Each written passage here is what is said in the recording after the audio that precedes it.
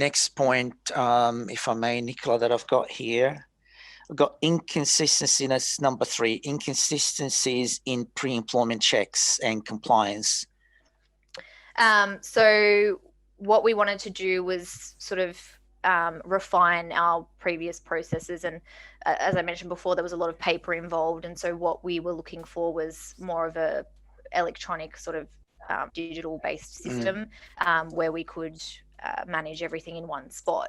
And so what we've used the platform to do in our pre-employment phase, so being aged care, there's a lot of compliance checks that we need to conduct on all of our new employees before they come on board. And so we have set up... Can you share a couple just to provide some context? Yeah, so things like police checks, work rights checks, reference checks. We do a functional assessment.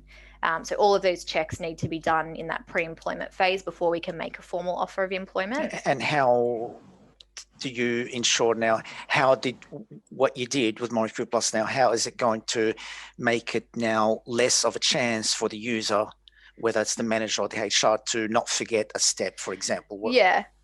So we have a template set up that goes to all of our applicants that we're progressing their application for. And in that, it's an email that's sort of been drafted. There's links in that email to each form that they're required to fill out. You've opted to put multiple forms in one email as opposed to one at a time, which is... That's right. Makes sense. So multiple forms in the one email, and then there's, you can attach like a information guide sheet that they can refer to.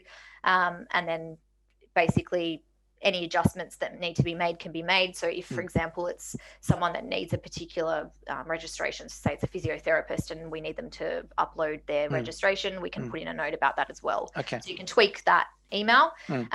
In terms of customizing the email for the candidate, it's all set up in the system. So when it's linked to the applicant, so it will auto-populate their name, so the email will be addressed to them. And so as soon as you've finished tweaking anything you want to tweak, it goes through to the candidate, and then they fill everything out through the platform. Thank you. That's the point I was going to make sure you provide clarity on.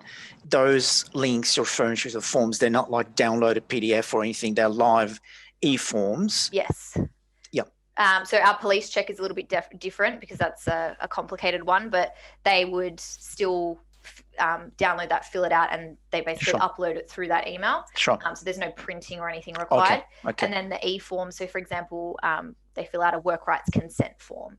That's an e-form that's been generated through MyRecruitment Plus that they fill out, and it comes back to us. And all of this is linked to their profile record. So their record is updated through those e-forms done it. Yeah, so there's like an e-forms tab for that person. You open it up and all their forms that have been completed are there. Or it might say that it's been sent but not submitted yet, so we're still awaiting the return of that form. Got it. Yep, makes perfect sense.